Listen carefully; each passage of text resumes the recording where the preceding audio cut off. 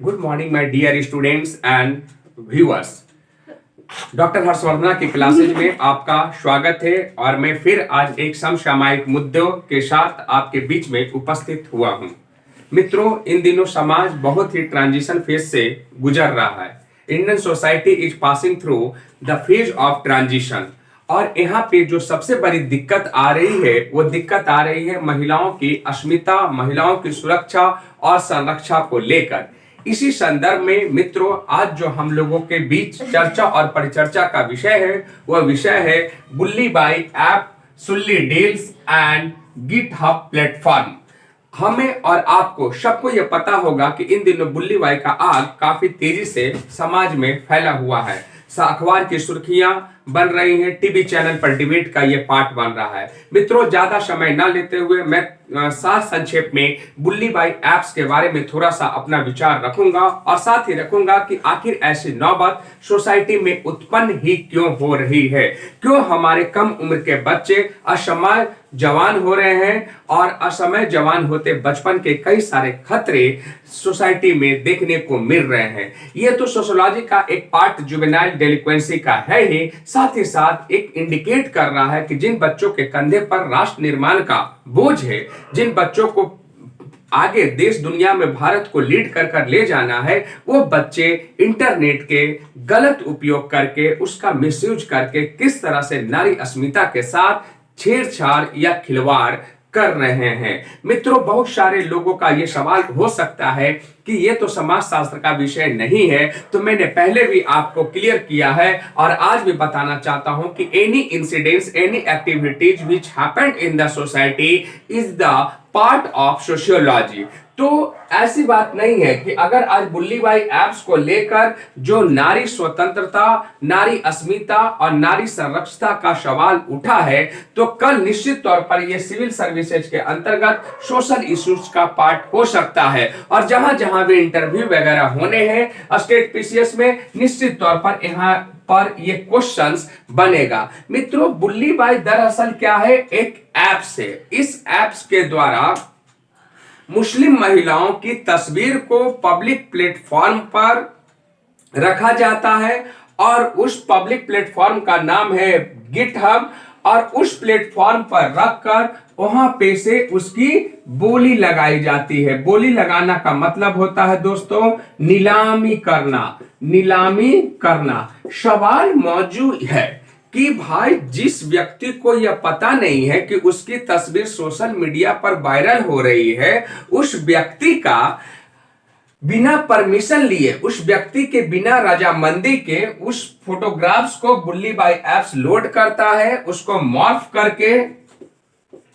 Morph करने का मतलब है कि उसमें कुछ रद्दो बदल करके, मान लीजिए कि किसी व्यक्ति का हमने चेहरा उठाया, वो चेहरा उसका सेम है और उसी के अनुसार कद काठी का, शरीर का अन्य भाग उसका क्या किया, हम लोगों ने मॉर्फ कर दिया और मॉर्फ करके उसको हॉट प्लस सेक्सी बना दिया और उसके बाद उसको क्या किया कि सुल्ली डील्स पर हमने नीलामी के लिए रख दिया। और ये गिटहब जैसे कि एक प्लेटफॉर्म है और उस प्लेटफॉर्म के द्वारा वहां पे बिक्री होती है। तो ये बहुत बड़ा सवाल है कि जिस समाज में यत्र नार्यस्तु पूज्यन्ते रमन्ते तत्र देवता की अवधारणा है वहां पर मुस्लिम महिलाओं को क्या किया जा रहा है कि एक ऐप्स के द्वारा नंगा किया जा रहा है, उनका चरित्र हनन किया जा रहा है। और साथ ही साथ ये सिर्फ मुस्लिम महिलाओं की बात नहीं है मित्रों, ये पूरे औरत जात की बात है। जो औरत सम्मान और हकदार, जो सम्मान और संरक्षा की हकदार हैं, उनके स्वाभिमान की बात है। तो ये बुल्ली बाई ऐप्स पर जब ये खेल शुरू हुआ तो नियर अबाउट 110 मुस्लिम महिलाओं का, जो कि सामाजिक कार्यकर्ता थे, सोशल एक्टिविस्ट थे, जर्नलिस्ट थे, वकील थे, उन लोगों का क्या किया गया कि फोटो को बुल्ली बाई ऐप्स पर डाल दिया गया, उनको सेमी न्यूड बनाया गया, प्लस उस पर क्या किया गया कि उनको मॉर्फ करके सुल्ली डील्स पर रखकर उसको नीलाम करने की कोशिश की गई। हम जब भी सोशल मीडिया से किसी भी व्यक्ति का फोटो लेते हैं तो उसमें उसकी रजामंदी होनी बहुत जरूरी होती है according to the IT act. लेकिन क्या हुआ कि ये चीजें वहां पे नहीं होती, हम चोरी छुपके उसका फोटो ले लेते हैं और चोरी छुपके उसके फोटो को लेकर उसमें हम अपने मन मुताबिक मिर्च मसाला डाल देते हैं और उस मिर्च मसाला से वो हॉट केक इशू बन जाता है। सवाल यहाँ पर यह भी उठता है कि ये जो घटना घटती है तो इसमें प्रोटोन ईमेल का प्रयोग किया जाता है। अब सवाल उठता है कि प्रोटोन ईमेल है क्या? तो प्रोटोन ईमेल को बहुत ही ज्यादा सिक्योर ईमेल कहा जा सकता है और इसमें कोई भी आपका एड्रेस का ट्रेस नहीं हो पाता है, उसमें एड्रेस ट्रेस नहीं हो पाता है। लेकिन होता है ना कि अपराध करने वाला कितना भी चालाक क्यों ना हो, अपराध कहीं ना कहीं जुर्म का अपना एक सुराख छोड़ देती है। तो इसी जुर्म के सुराख में जब उत्तराखंड से श्वेता सिंह 12वीं कक्षा की स्टूडेंट पकड़ी जाती है, मात्र 18 साल उम्र है। विशाल झा जो कि इंजीनियरिंग का अपने को स्टूडेंट कहता है, मात्र 22 साल का ये है, और नीरज बिश्नोई जो आसाम का है, ये तीनों कहीं ना कहीं कोई ना कोई सुराग छोड़ देता है जिसके बलबूते पुलिस यहाँ तक पहुंचती है। अब यहाँ पर एक सवाल ये मौजूद होता है कि ये जो 18 से 25 का उम्र है, जहां पर कैरियर डेवलपमेंट की बात होती है, जहां पर उनका चरित्र निर्माण की बात होती है, जहां पर उनको एक तरह से बच्चा ही माना जाता है, युवा ही माना जाता है, वहां पर इन युवाओं का दिमाग जो क्रिएटिव वर्क में लगना चाहिए, वो यहाँ पर इसका जो दिमाग लग रहा है वो डिसकंस्ट्रक्टिव वर्क में लग रहा है। सवाल यहां पर यह है कि जो क्रिएटिव वर्क इनको करना चाहिए था इस उम्र में, उस उम्र में वो विध्वंसात्मक काम देश की युवा पीढ़ी कर रही है। तो सवाल कि ये नौबत आई है क्यों? तो हमारी जहां तक सोशियोलॉजिकल पॉइंट ऑफ व्यू से देखें इस चीज को, अगर सोशियोलॉजिकल पॉइंट ऑफ व्यू से देखें तो मेरा मंतव्य है कि इंटरनेट के अपने लाभ और हानि है। सवाल यह उठता है कि इंटरनेट का जो कान अमेटने की प्रक्रिया है उसको हम किस एंगल से देखते हैं। इंटरनेट का हम उपयोग या दुरुपयोग करना हमारे ऊपर है। इंटरनेट कोई अच्छी या बुरी चीज के कैटेगरी में उसको हम नहीं डांट सकते हैं, वह एक उदासीन चीज है। तो इंटरनेट पर अच्छी चीजें भी मौजूद हैं, ज्ञानवर्धक चीजें भी मौजूद हैं, और इंटरनेट पर अश्लील और वाहियात सामग्री भी मौजूद है। अब सवाल रहता है कि इन दोनों में से हम चयन किस चीज का करते हैं, यह हमारे माइंड सेट पर निर्भर करता है। तो अगर इन तीनों बच्चों का केस स्टडी देखें, साइको एनालिसिस करें, तो कहीं ना कहीं सोशोलॉजिकल पॉइंट ऑफ व्यू से लगता है कि इन बच्चों का जो प्रोसेस ऑफ सोशलाइजेशन है, अब प्रोसेस ऑफ सोशलाइजेशन है वो इनका कंप्लीटली हैम्पर्ड हुआ है।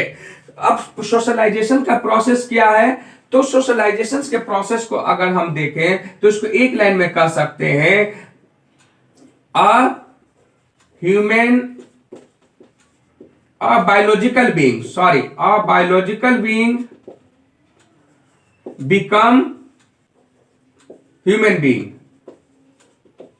मतलब कि सोशलाइजेशन एक ऐसी प्रक्रिया है जिसके द्वारा एक बायोलॉजिकल बीइंग, मतलब एक हार मांस का जो पुतला हमारा शरीर है, वो हार मांस के पुतला को क्या बनाया जाता है? मानवीय चेहरा बनाया जाता है। मतलब एक ऐसी प्रक्रिया है सोशलाइजेशन जिसके द्वारा एक बायोलॉजिकल बीइंग को ह्यूमन बीइंग बनाया जाता है, सोशल बीइंग बनाया जाता है, उसका चरित्र का निर्माण होता है, उसका व्यक्तित्व का निर्माण सोशलाइजेशन की प्रक्रिया से होता है। तो ये एक ड्रॉबैक है जो हम मौजूदा ग्लोबलाइजेशन और इकोनॉमिक लिबरलाइजेशन के फेज में जी रहे हैं। वहां पर यह दिक्कत है कि पैसे का बोलबाला इतना ज्यादा बढ़ गया है कि घर का हर आदमी, घर का हर मेंबर पैसा के पीछे क्या है? पागल हो रखा है और सब कमाने के पीछे चल रहा है। ऐसी स्थिति में हमारे जो बच्चे हैं, हमारे बच्चों का, हमारे युवाओं का कहीं ना कहीं जो सोशलाइजेशन का प्रक्रिया है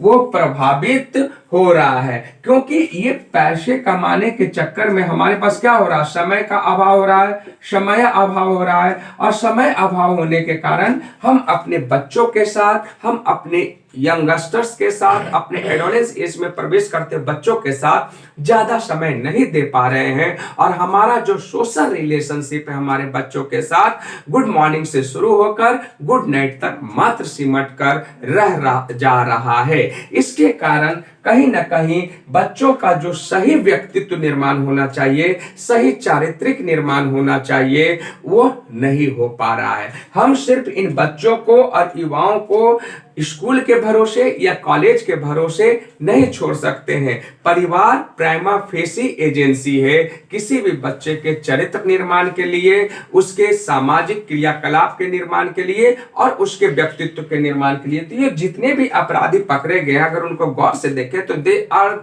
adolescence age and they are juvenile. और ये अगर अपराध कर रहे हैं तो कहीं ना कहीं इनके अंदर दो भावना है, एक पैसा और दूसरा चीज है सही समाजीकरण का अभाव। अब सवाल उठता है कि बुल्ली बाई एप्स पर मुस्लिम महिलाओं को ही क्यों टारगेट किया गया। तो अभी कुछ दिन पहले जो देश में 2-3 जगह पर धर्म संसद आयोजित हुआ था, तो वहां पर धर्म संसद पर हमारे धर्म गुरुओं ने भी क्या कहा, मुस्लिमों के बारे में कुछ बातें अनर्गल कही, अनपार्लियामेंट्री लैंग्वेजेस का प्रयोग किया। तो जब इस अनपार्लियामेंट्री लैंग्वेजेस का प्रयोग मुस्लिम समुदाय के लिए हिंदू सोसाइटी के द्वारा किया गया, तो उसी मुस्लिम समुदाय की कुछ जो प्रखर महिलाएं थी जो कि सोशल मीडिया पर वोकल थी, सोशल मीडिया पर एक्टिव थी, उन महिलाओं ने इसका हेट स्पीच का क्या किया, अगेंस्ट में कई सारे बातें कही। अब इसको हिंदू सर्वोच्चवादी शक्ति से भी जोड़कर देखा जा रहा है इस घटनाक्रम को, कि कुछ हिंदू सर्वोच्चवादी शक्तियों ने इन मुस्लिम महिलाओं को क्या किया है, नंगा करने का कोशिश किया है, उनका चरित्र हनन करने का कोशिश किया है। तो सवाल यहां पर यह भी मौजूद है कि ऐसे लोग, चाहे वो हिंदू कम्युनिटी के हो या फिर मुस्लिम कम्युनिटी के हो या फिर एनी कम्युनिटी के हो, किसी भी कम्युनिटी के हो, ऐसे लोगों का कोई ना तो जात होता है, ना धर्म होता है और न ही ऐसे लोगों का कोई ईमान होता है। आज जो मुस्लिम महिलाओं के हेट स्पीच के अगेंस्ट में जो मुस्लिम महिलाएं जो सोशल मीडिया पर वोकल थी, उनको आज वो नंगा कर रहा है, उसका चरित्र हनन कर रहा है, उनके फोटो के साथ छेड़छाड़ कर रहा है, अश्लील आपत्तिजनक पोस्ट कर रहा है। कल हो ना हो वो हिंदू महिलाओं के साथ भी ऐसा करें, इससे कोई गुरेज नहीं हो सकता है, क्योंकि ऐसे लोगों का कोई जात और धर्म नहीं होता है। तो खैर भारत सरकार ने इसका विरोध किया। इस्मत आरा जो हमारे एक प्रखर पत्रकार रही हैं और अभी हैं, इस्मत आरा का जब फोटो नए साल के नई सुबह में ऐसा कर आपत्तिजनक पोस्ट के साथ लगा तो निश्चित तौर पर ये चर्चा और परिचर्चा का विषय बना और ये खबर जंगल में आग की तरह फैल गया। और फैला तो भारत सरकार भी एक्टिव हुई और कई सारे इसके गुनाहगार पकड़े जाने लगे।